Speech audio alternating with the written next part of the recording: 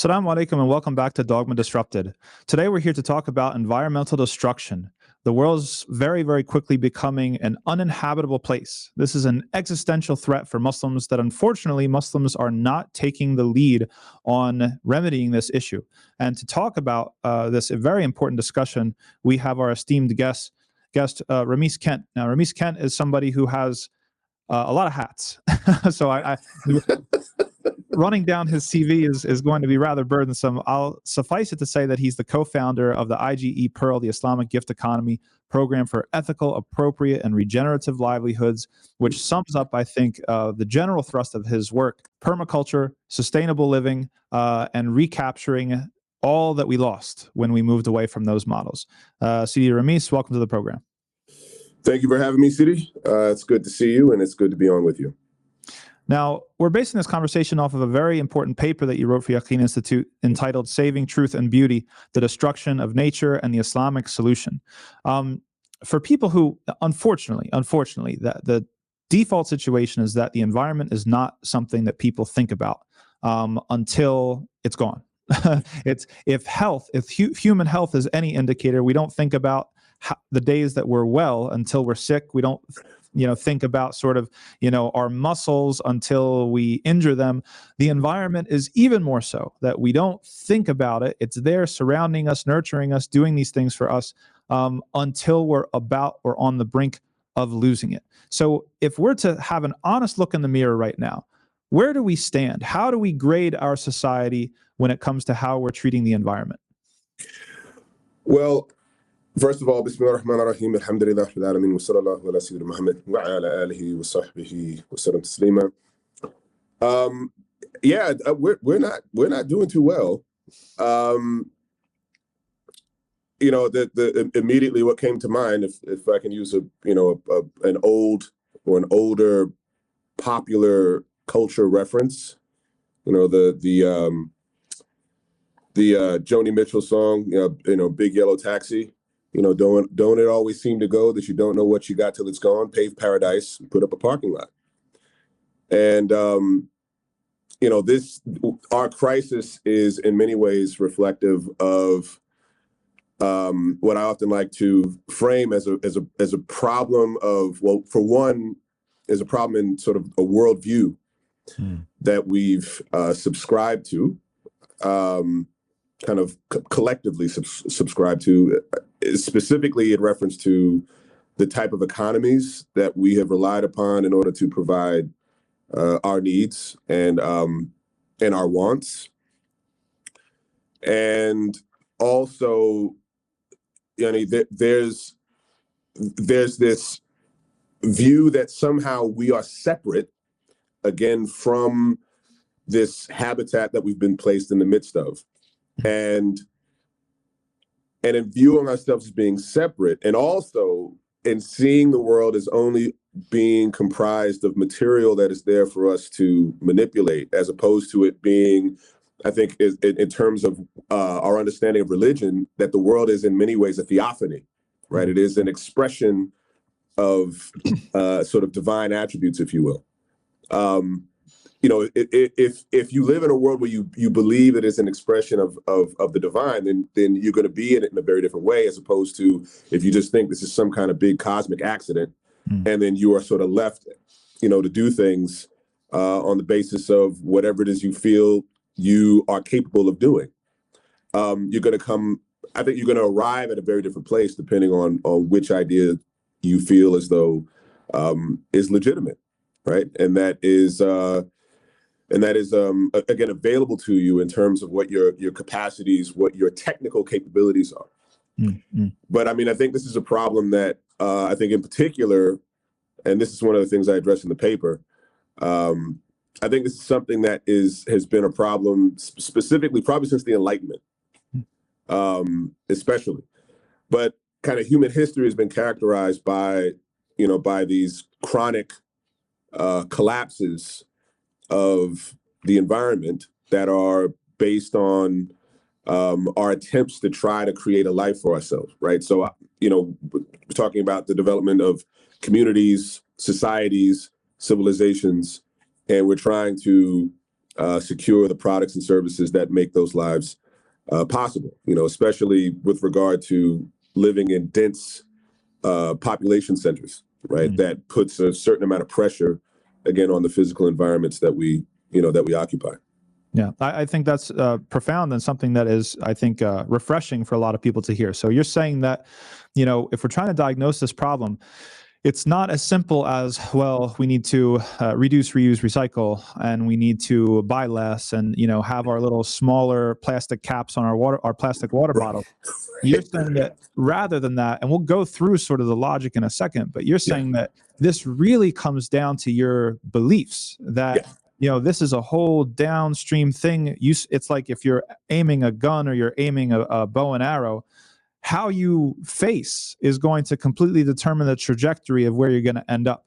And if you regard the material existence as sort of a fundamentally spiritual thing, then you're going to treat it a lot differently. It's got different capacities for moral action, right? Sure.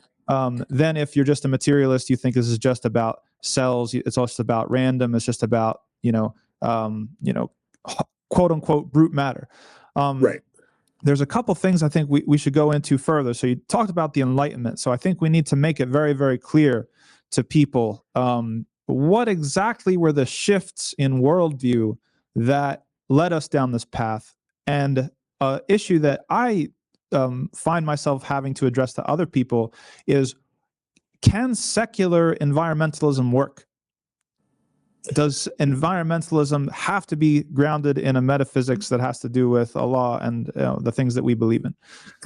Well, I mean, one of the people that I've leaned on to, again, provide a basis of understanding the problem, right? The really what lies at the root of the problem that kind of plagues us or we are challenged with is Professor Muhammad Naqib al-Atas, the Malaysian scholar, philosopher, theologian, and specifically, he talks about this in his book, Islam and Secularism.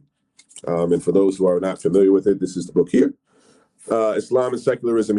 And I think he frames this brilliantly in the opening chapter of the book, where he sees the environmental problem. I mean, and there are other issues that he also highlights, but he sees the environmental problem, this destruction of nature, as being a product of secularism and secularization. In that that secularization is really about cutting off of the past, the cutting off of tradition, the cutting off of there being any kind of understanding of our existence being tethered to something aside from the present moment, the zeitgeist of the day and time.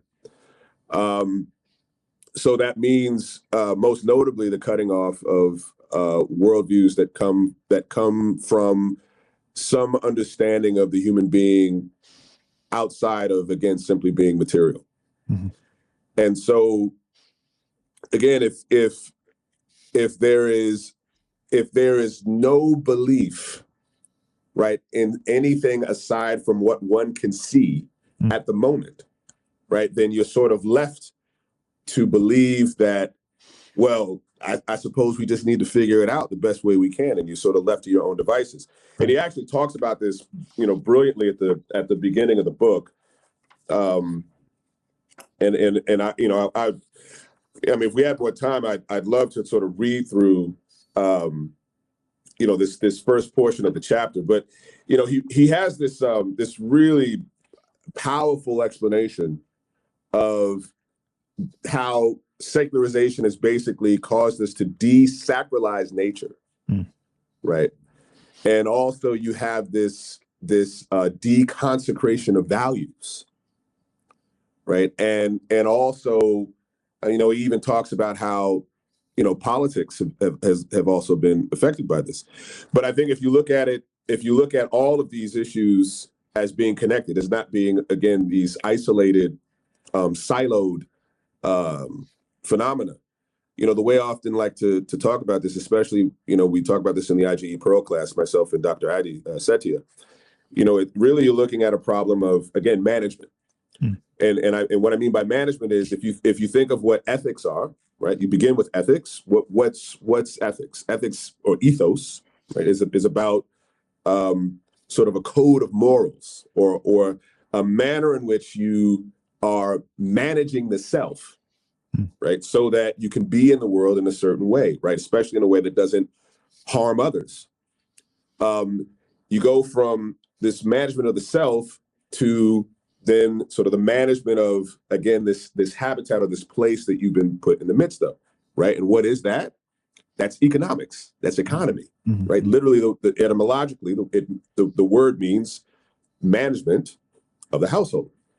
Then you go to sort of a larger scale version of the same thing, a regime of management. And what is that? That's politics, right? Cosmopolis, right? It's the management of the larger household. So when you sort of examine all of those things, you realize that, again, the consistent factor here is that we are primarily concerned about the management of, again, ourself, then this household, and then this larger household. And if you fail, especially if you fail to do the first one, then everything else is going to fall apart. And I think really ultimately the environmental crisis is really rooted in a crisis of management, first and foremost with ourselves, and our ability to manage our own desires, our caprice, our behavior, all of these things, then simply sort of radiates out to the world around us. So it's almost like a materialist worldview. The capacities that it creates are capacities for greed, right? Capacities for ingratitude. There's no, like, gratitude isn't even legible in a materialist framework, right? No. As a concept. What do you have to be grateful for? The universe, the cells, there's no object of gratitude, and there's no necessarily implied gratitude in the fabric of the creation, or of the existence. And also probably scarcity. And we talk a lot, and people, I think, are a little bit more familiar with the scarcity mindset versus abundance mindset. If you're operating from a materialist worldview, you're fundamentally starting out with a scarcity mindset. Absolutely. So absolutely. Yeah, so people, they sit in Econ 101 in their college courses, and they don't realize how much philosophy or values are built into the supposedly self-evident truths that you learn about, such as, well, human beings are rational actors, and the market is going to do this, and the invisible hand is going to do that. This is all sort of the tip of the iceberg. What is really an entire worldview that starts with materialism. It starts with sort of turning its back on ethics.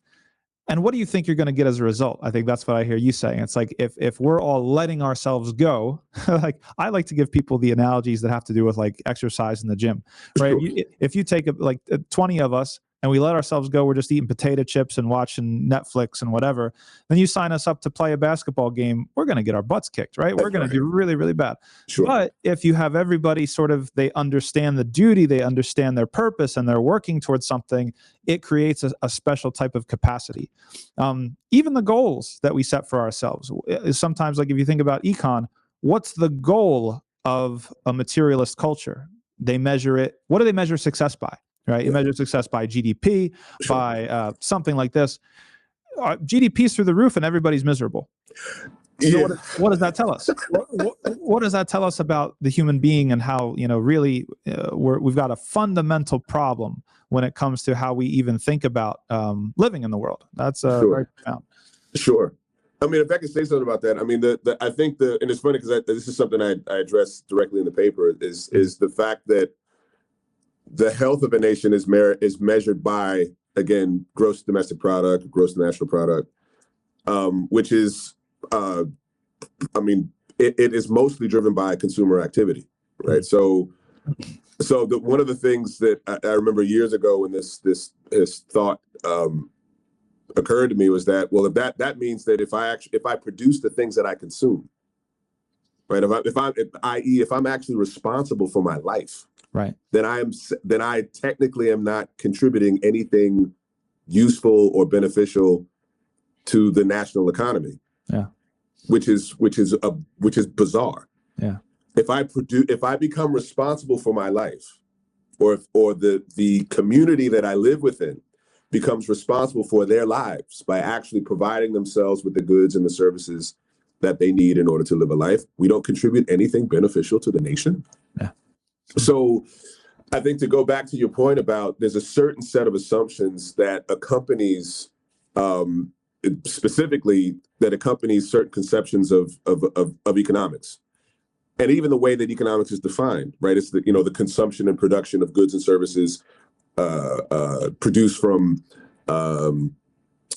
scarce resources. Again, there's a whole, that's a loaded proposition. There's a whole set of assumptions that we often don't question as to whether or not the assumptions are valid.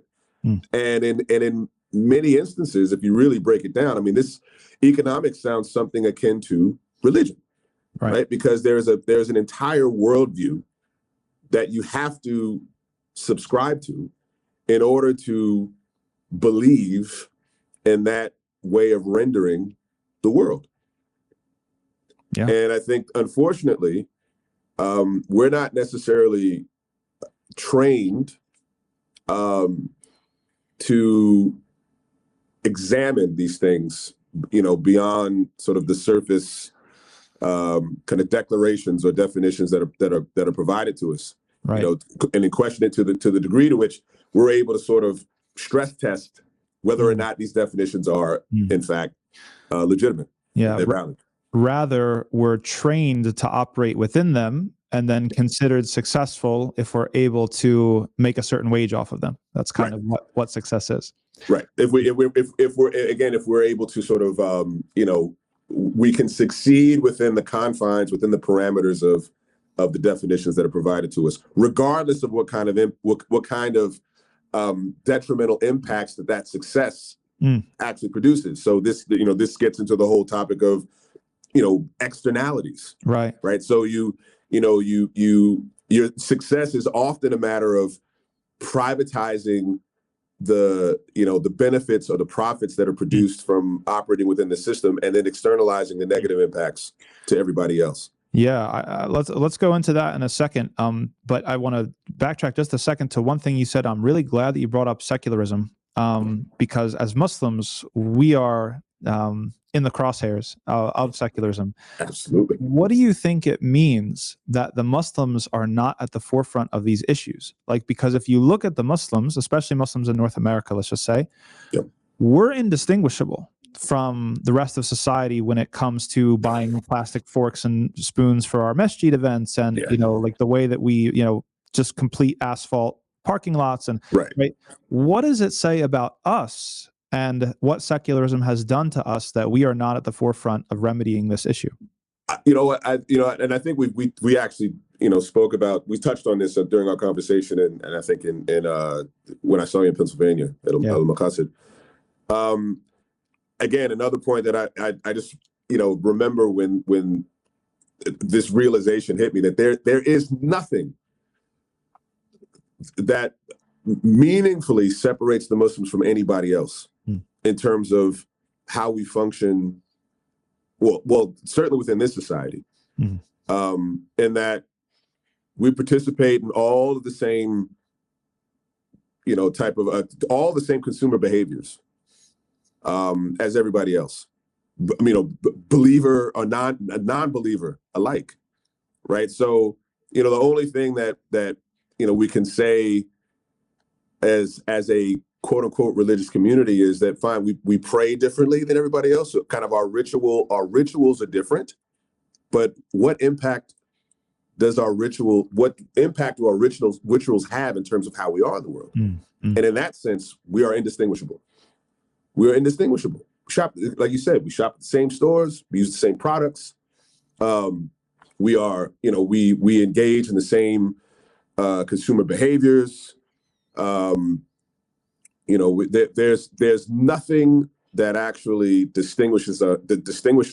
There's nothing to distinguish us from anybody else. And I think one of the communities that we had mentioned, we talked about as being, I think, sort of a model of people that sort of demonstrates how one's worldview causes them to be in the world differently is a community like the Amish. Right.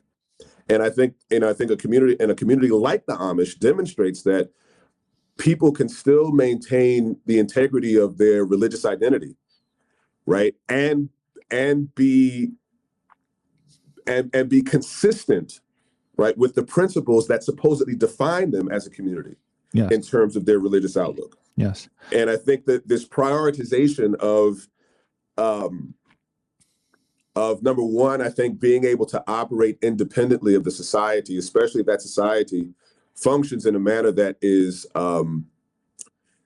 diametrically opposed, right, to what it is that their faith tradition says that they should be engaging in, or it is something that actually it's definitely something you don't want to promote or enable to gain strength. I mean, and this is what we do when we engage in an economy, is that you are sort of voting with your dollars, right? You're voting with your feet, and you are endorsing a certain way of being in the world on the basis of, again, what you buy and what kind of behaviors you engage in. And I think this is something that I think unfortunately, a lot of folks don't think about. I think there's this feeling that, I pray, I fast, I give my charity, I made my Hajj and I declared my faith, and that's it. And, one of the things that we've pointed out in our course, and this actually comes from a passage in book 13 of the Ihya Ulumuddin, from Imam Ghazali, is that you don't learn anything. You don't learn anything. None of the things you need to know about people, you don't learn anything about people by watching how they practice religion. And ultimately, even the way that, the Prophet ﷺ sort of defined what a Muslim is and what a mu'min is, what a Muslim is and what a believer is, in some of the hadith traditions, some of the riwayah, he doesn't reference acts of religion. So, for example, when he says that, a Muslim is one from whom a Muslim is one from whom people are safe from their hand and their tongue, right? He doesn't reference religion. Or he says that a believer, a mu'min, is one from whom other people's lives and wealth are safe from them. Right. This is a demonstration that there are things about the way that we engage the mundane in the world is a much more reliable reference for us to understand whether or not a person is in fact ethical or moral, et cetera, et cetera. Yeah, Umar ibn al-Khattab has the famous quote about, it's like, let me see him. Have you been on business with him? Right, exactly. Business with him. Have you traveled with him, gone on a journey with him, or have you seen how he deals with his neighbors? Yeah, with his neighbors, and those are considered, what you're saying, more. They're better indicators of somebody's ethical behavior than going to the masjid and looking how they are in the masjid. Everybody's going to be. Everybody's going to be. And what's ajib about that passage, and actually that's precisely the one that I was referencing. It's in the 5th chapter of book 13. Is that the man that he was speaking to was supposed to serve as a witness, right? And then he had asked for a friend of his to vouch for his his veracity, for his truthfulness, right? And then he asked the questions, and then again he responds no to each. I've not been with him to witness how he actually deals with people in those ways. And then he says to him, I suppose you've only seen him in the mosque. Right. You've only seen him in the mosque, with people sort of reveling in his recitation of Quran, and he's bowing and doing all of these sort of outward shows of his subscribed, of his practicing his faith. And the man says yes. And then on that basis, Sayyidina Omar tells him, go, for you do not know this man. Yep. Which is ajib. The Facebook effect. That's what I call the Facebook effect. Because when you get to present, you go into the masjid, you're your absolute best self. You curate, all the rough edges, you smooth them out, you make sure that you're completely on point. But who's going to do, and this is like the essence of ethics, who's going to do the right thing when no one is looking, when no one is looking, or when it's inconvenient and against your material interests, right? It's like, exactly, to be nice to your neighbor, or to not even be nice, because be nice is, ethics is so much more than being nice. To serve your neighbor and take care of their interests is inconvenient, to go out of your way to be just to somebody in business is inconvenient, right? Exactly. Like, and I'll put myself under the under the microscope before anybody. I know I have room to improve with this sort of stuff, but that's really where the rub is, and that's where ethics comes in. What are your principles? Where's your intentionality at? Or how intentionally are you living your life? Because if you're not living intentionally, and if you're not living according to principles, convenience is always going to win out when it's against your material interest. Sure. And I think one of the other important things about what is implied, right, by that particular story is that if people that live within a community are only seeing people in a setting, right, where they're only around folks when they are sort of engaging in this in these practices, right, and again, there's this outward show of piety where, at least according to Sayyidina Omar, that you don't learn about people by watching how they do these things.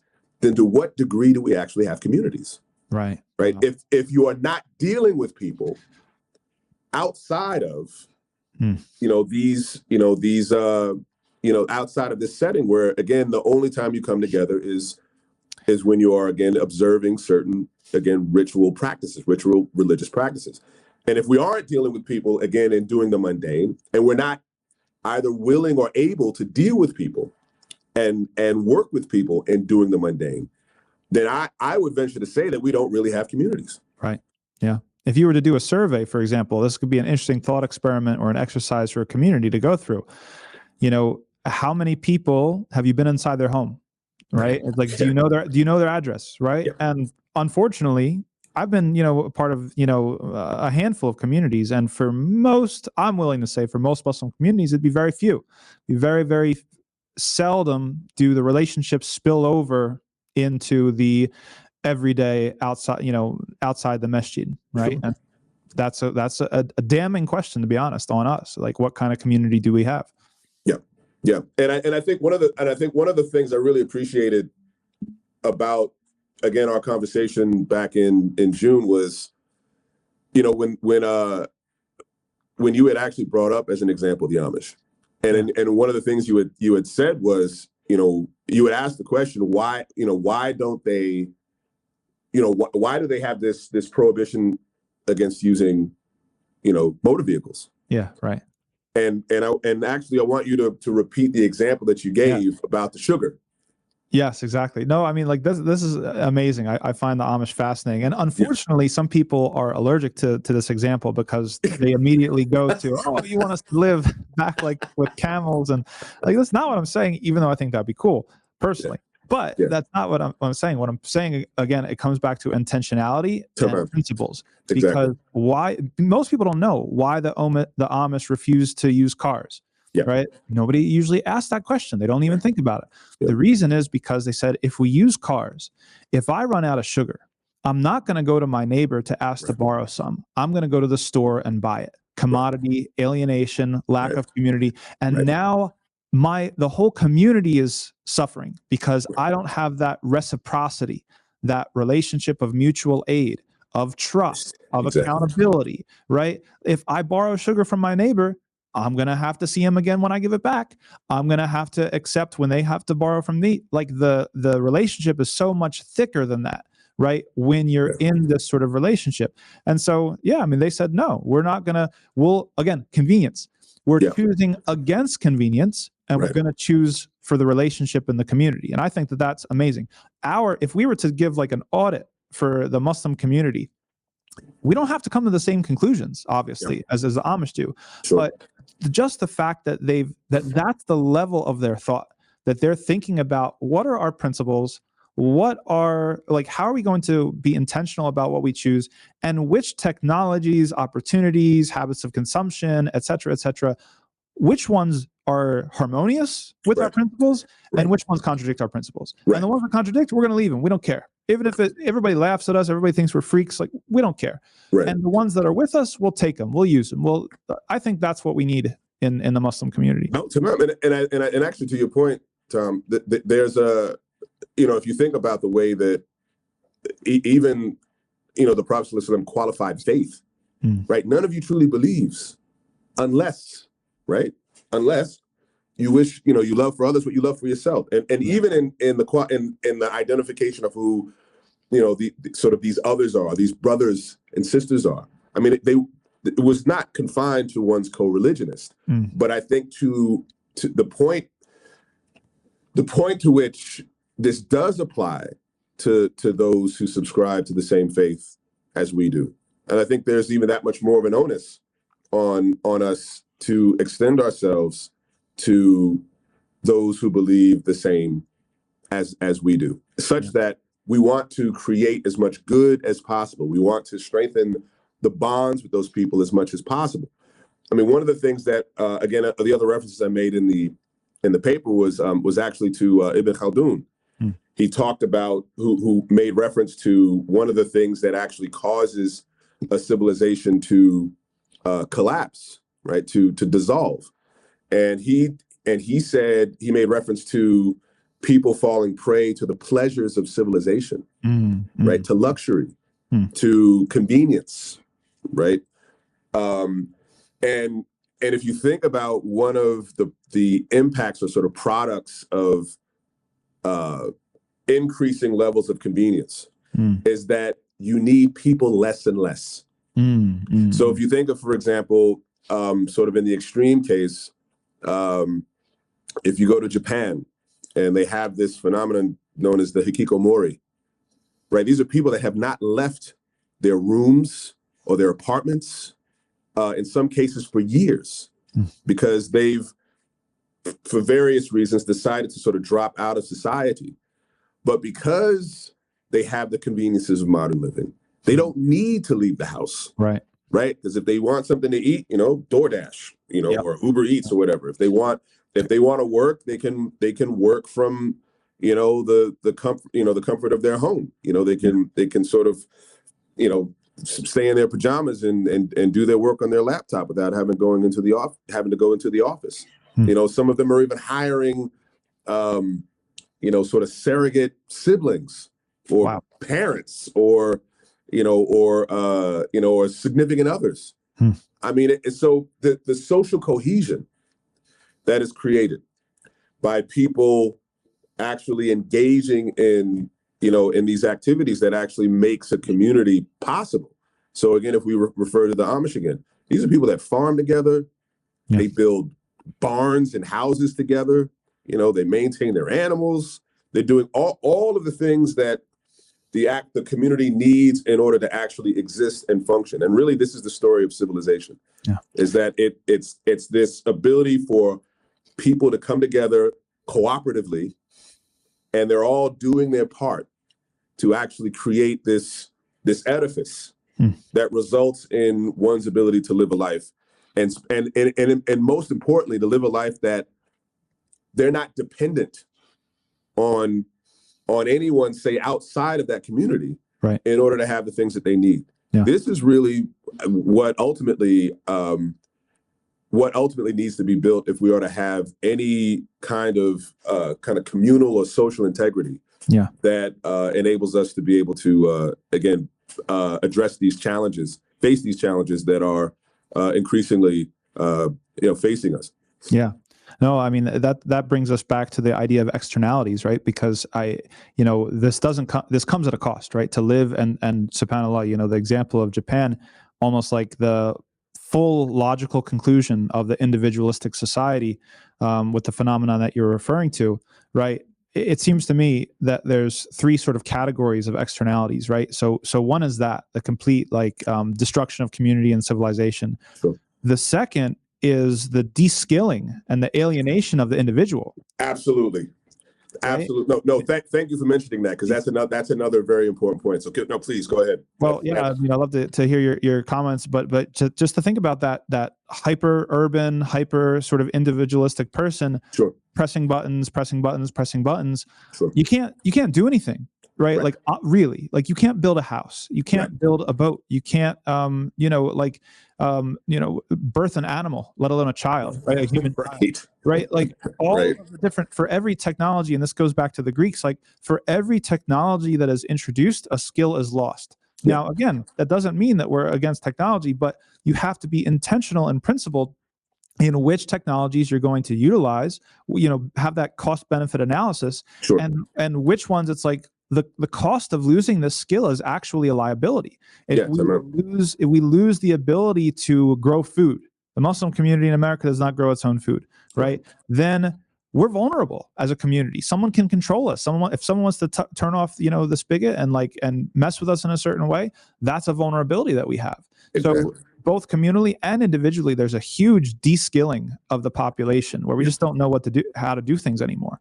Yeah, and it's funny. So again, this is something else I refer to in the paper. Is a great book written by James C. Scott, who's a professor of agrarian studies at Yale. He wrote a book called Against the Grain: A Deep History of the Earliest States, and he actually makes mention at this point of de-skilling, because what he talks about something that he calls the Four Domestications, right? So he says that that basically agriculture, in sort of his analysis of this phenomenon is a product of what he calls the Four Domestications, which would be plants, animals, fire, and the last one is, I think, particularly interesting, people, right? So you have this domestication of plants, animals, fire, and people. I would actually say that there's a fifth, water, that's something else that has to be sort of domesticated in a way such that you have, again, access to it. But how do you domesticate people, right?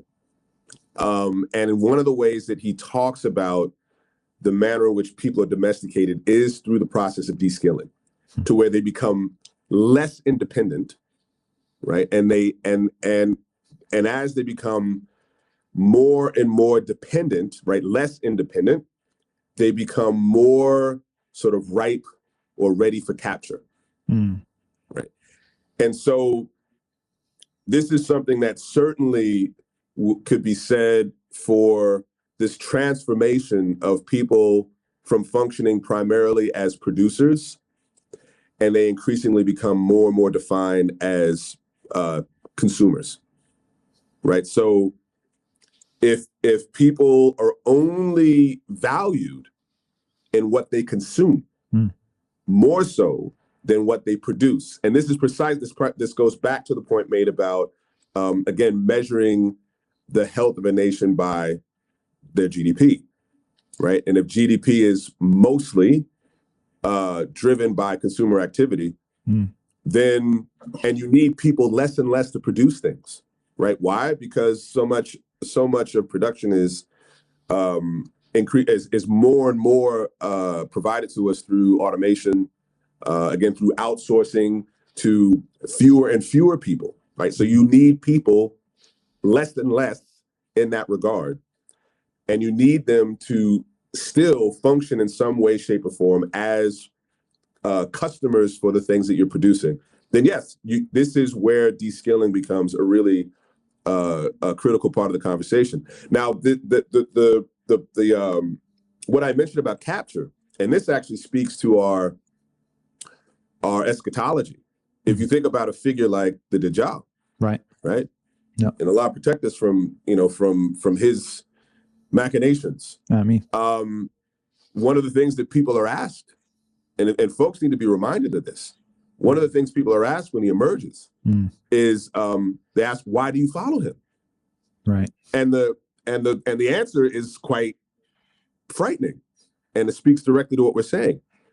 The response is because he feeds us. Yeah, which is a stunning realization, is that the most serious threat to humanity since its inception, is going to have people fall prey to him because he feeds them, which would imply that they no longer have the capacity to be able to feed themselves. And I think people should be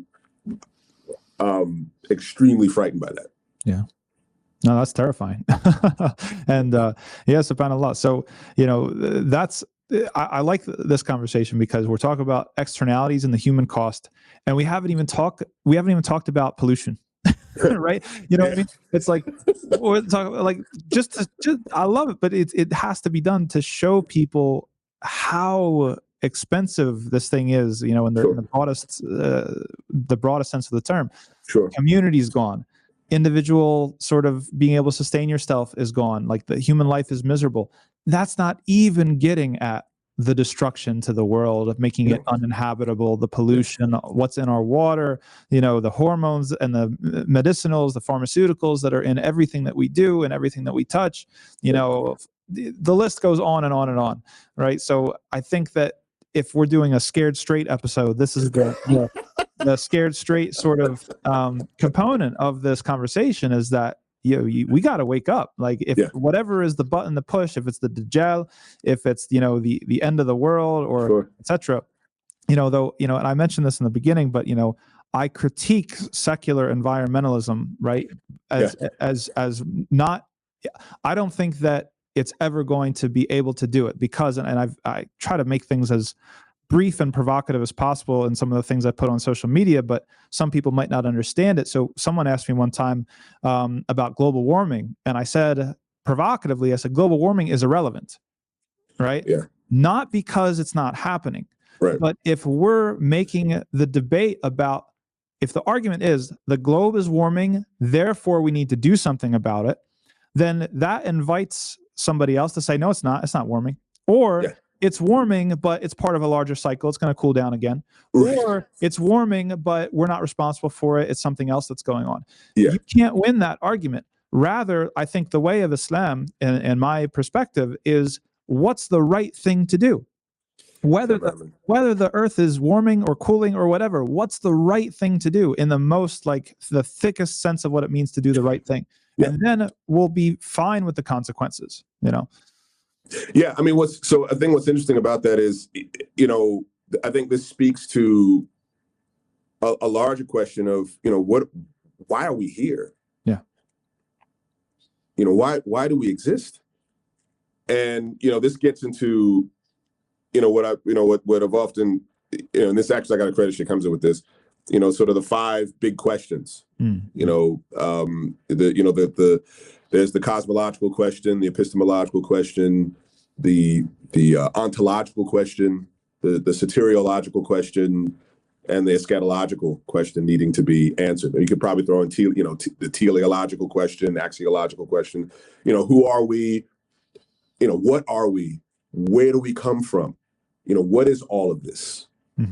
What am I supposed to be doing while I'm here? If I want to meet a good end. Yeah. And what happens after this? Like, where am I heading to?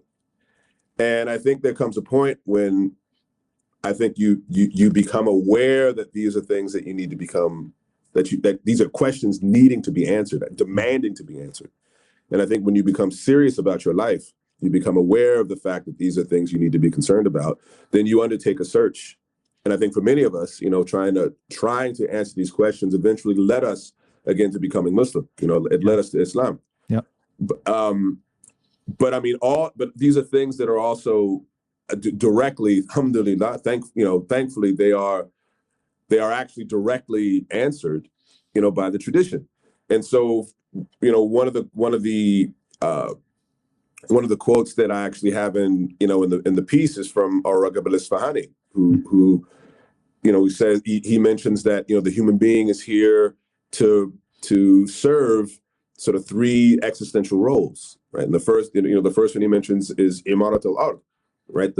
We're here to, for the betterment or the cultivation of earth, right? And now the betterment and cultivation, what does it mean to cultivate something, right? You are participating in its being made better, right? And sort of this, it's further beneficial development, like it's fully able to express what it was made to be. The second one he mentions is ibadah, right? Worship. And this could extend beyond solely the ritual acts of worship. You know, this could also extend to, again, mundane acts that are intended to be as worship. And the third one he mentions is khilafa, right? Or the stewardship of the creation. So what's interesting is the sort of the three purposes he highlights, two of them have direct reference or make direct reference to the manner in which the human being comports itself in relation to the creation, right? And then he says that in doing so, that the human being is to rule,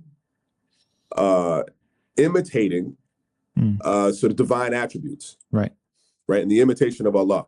And the five attributes he mentions, and they're basically they're almost like the cardinal virtues, right? Of justice, courage, temperance, and justice, courage, temperance, and patience. I'm not sure. I got to remember the four virtues. I'm drawing a blank right now.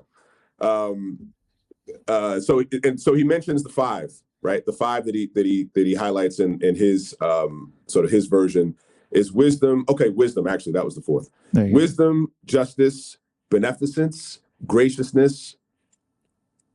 Right? Wisdom, justice, beneficence, graciousness, and forbearance. Those are the five he mentions, right? I think the previous, again, the cardinal virtues are wisdom, justice, temperance, and courage. I'm sorry, that's what it was. Courage was the other one. So, and in putting those qualities on display, he said, and this is where the eschatological portion comes in, right? Where are you headed? Where are you trying to go? He says that doing so allows for a person to gain paradise and ultimately proximity to God, right? Now, that's the goal.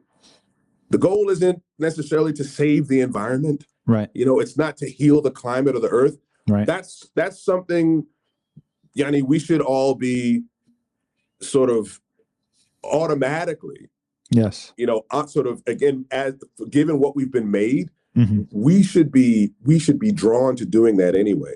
Yeah. The goal is our goal is to arrive to God. It's almost the consequence of arriving to God. It is the consequence of arriving to God. It's going to happen. God, yeah. Absolutely. And so I think this is, and I think that one of the problems of not only the modern environmental movement, but I would also say kind of modern, sort of contemporary, conventional economic theory is ultimately, what is the end game? Yes, right. You know, where are you trying to go? Yep. And if you're not able to definitively answer that, if there's no consensus, then I think, you know, that should give people pause. You know, and so and then also the fact that we're given an understanding as to what it is that we should avoid by the tradition. So, for example, the ayah in Surat al-Rum, right? Corruption has appeared on the land and the sea, right? But what the hands of human beings have wrought, and that they might taste the pain of what it is that they've done, in the hope that they might return, right? Or whatever of misfortune befalls you, he pardons much, right? So that you know. I'm sorry, whatever misfortune befalls you, it's because of what your hands have earned. Sorry. And then he pardons much. But the fact that we can sort of go either way. We can either be in the world in a manner that actually, again, makes it better. Right. Or we can corrupt it. Yeah. You know, meaning we can introduce errors into something that has been made sound. Right. And we're told that over and over again, you know, within the Quran and within the tradition, is that this world, the world is made perfect. Right? It was made sound. It was made green and verdant, right? And that Allah is actually watching what we do, put in this environment, put in this habitat. And then on the basis of what we do, this is how we are able to actually show who we actually are. Yeah.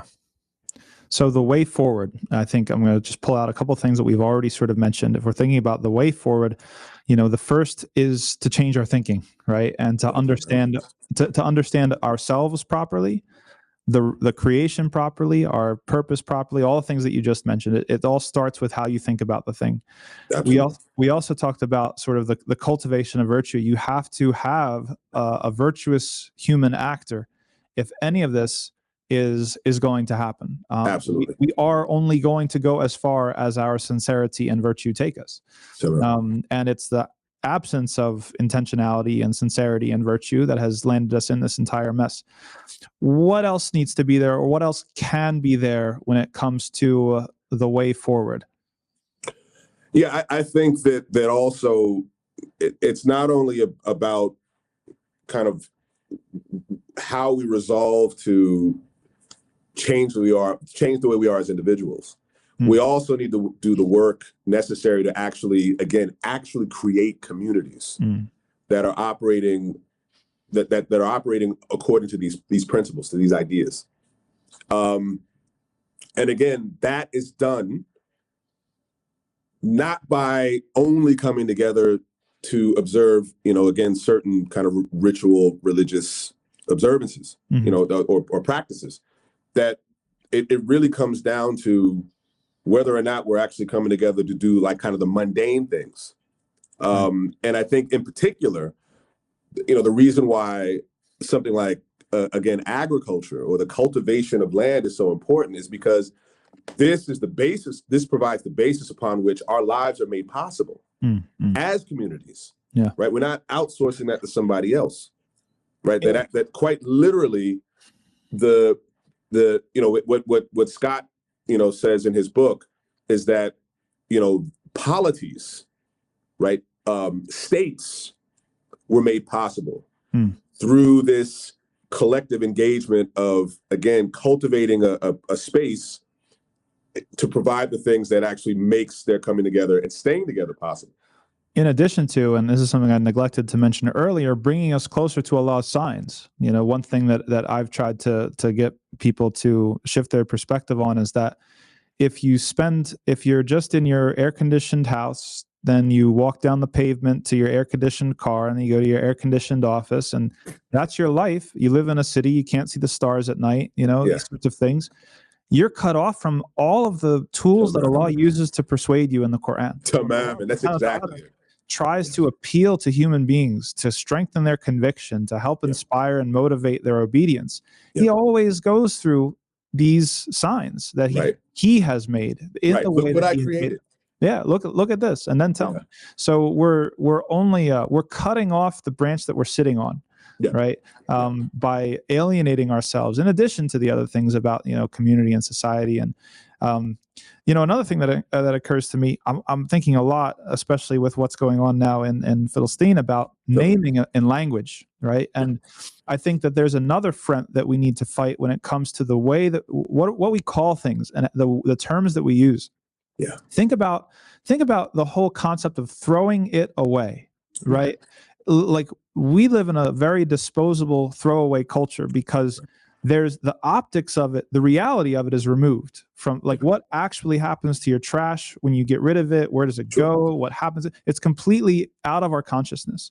And so just like, segregated housing or something like that, if you don't see poor people, if you don't see people of other, ethnicities or whatever, you don't have that lived experience. That you're sort of, your metrics are all wonky. Your instruments are all not, they need absolutely recalibration.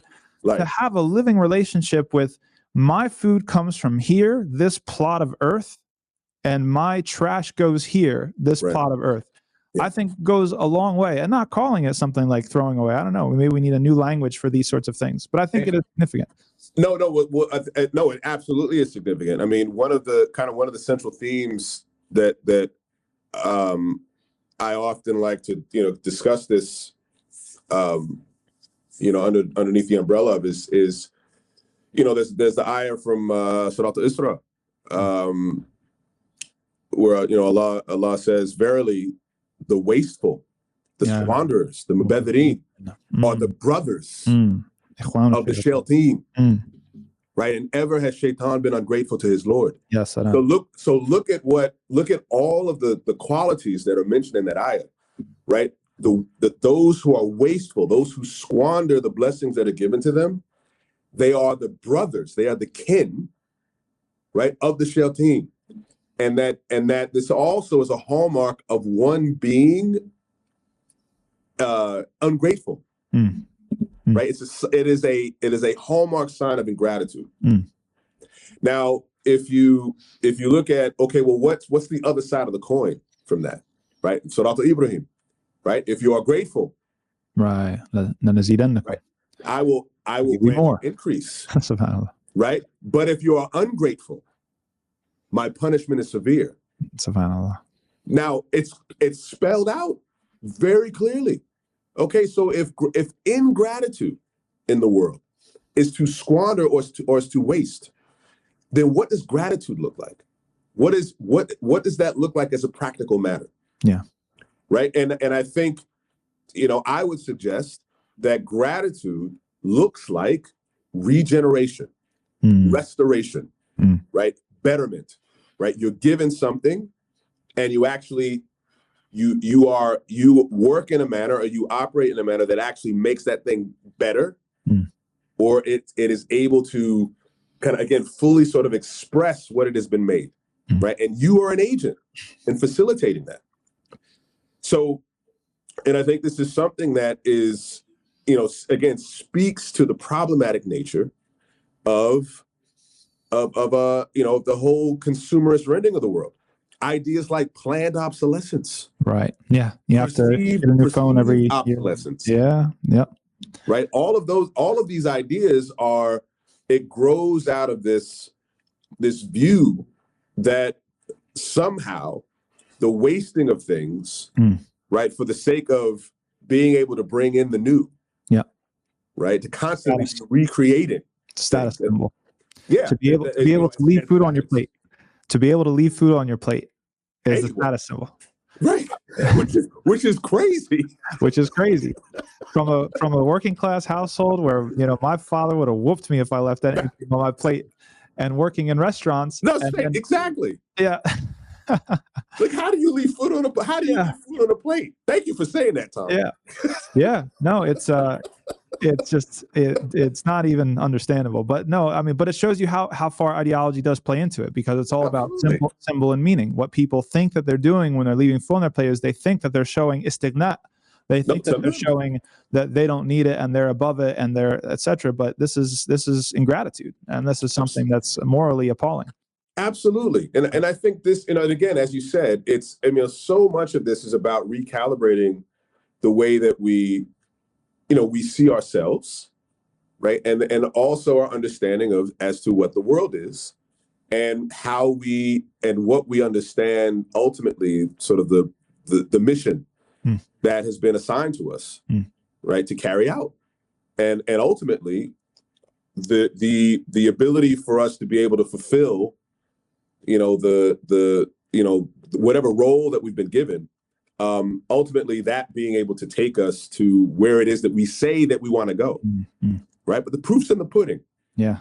Right. We either got to put up or remain reticent. That's right. That's beautiful. Okay, last question, last thought before we wrap up here. Okay, are there any? Because a lot of people, if they get inspired, they get motivated, they want to know a model. And this is from the Sunnah of Allah, subhanahu wa ta'ala. When he sent messengers, he could have just given us books, but he sent messengers to show us how it looks embodied. Yeah. Are there any models that we have that we can look to or look towards when it comes to this type of regeneration that we're talking about? Absolutely. I mean, historically, interestingly enough, this was actually said to be a hallmark of the Muslims. I just did a speaking engagement at Baylor University at Truett Seminary. This is a few weeks ago, and I brought to the attention of these folks the work of our brother Dr. Kareem Lahim, who actually wrote a brilliant article called the Vocational Society, which actually speaks to a lot of what we've been talking about. He manages the Filaha Text Project, which is about these books of land husbandry, that in some cases, I mean, the earliest book they have in the collection, I think, dates back to the early 10th century, early 900s. Mm-hmm. And they're books from various portions of the Muslim world dealing with the topic of, the cultivation of land, the betterment of land, right? And then how this served as the basis upon which these incredible civilizational achievements that the Muslims were able to accomplish, it was on the backs of their ability to be able to provision themselves, not only themselves, but also those people that they came into contact with. Yeah. And a lot of what we see, in the new world actually is a legacy of what our ancestors were able to create. Some of the, so for example, I mean, and there's a point that I meant to mention. I mean, there's a beautiful hadith that's attributed to the Prophet ﷺ, mentioned in Imam Shibani's book on kasab, on livelihood.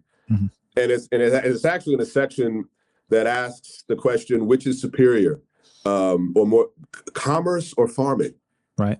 And actually, in his estimation, he says that the majority of scholars actually say that farming is more superior, or the cultivation of land is more superior, because more broad benefit is produced from it. Mm-hmm. And so he happens to mention a hadith where the Prophet ﷺ says that the farmer, the cultivator of land, is trading with his Lord. Allah. And so I think that sentiment was something that was really taken to heart by the earlier communities. I mean, of course, these are sort of pre-modern, pre-consumer peoples. Yeah. And so they saw the importance of being able to provision themselves. Yeah. And because of that, you have a civilization like the Muslims of Spain, that at one point during the Middle Ages, what were the Dark Ages for Europe, Spain had a population of 30 million people. And this is at a time when if you took the four most populous countries in Europe at the time, which would have been England, France, Germany, and Italy, maybe had a combined population of 15 to 20 million people. And so not only do you have this apparent, ability to provide abundance to all of these folks, it also served as the backdrop against which all of these amazing civilizational accomplishments were produced, whether you're talking about arts, architecture, literature, law, mathematics, science, that all of these things were actually produced on the backs of their ability to demonstrate their willingness and their skill and their acumen as cultivators, not only of land, not only of the actual physical landscape, but you also see as a product this cultivation and this development of the human landscape. And that symmetry, sort of that, this mirroring of one's ability to function as a cultivator, as an agent of improvement and betterment, is you can't, I don't think you can become a better person, a better human being, without engaging this aspect of our existential purpose in the world, is actually making the world a better place by helping it to fully express what it was made to be. Allahu Akbar. I think that's a perfect note to end on. Though we could talk about this for a long, long time. Indeed. So we'll have to have a follow-up at some point. But Sidi Rhamis, Kent, thank you so much for joining the program today. Wonderful reflections. May Allah bless you in all you do. Well, Yaqeen, thank you for the invitation. Yeah, and I hope we need to get together again soon. Yeah, I'm looking forward to it, inshallah. Barakallah. سبحانك اللهم وبحمدك أشهد أن لا إله إلا أنت أستغفرك وأتوب إليك. السلام عليكم ورحمة الله. وعليكم السلام ورحمة الله وبركاته.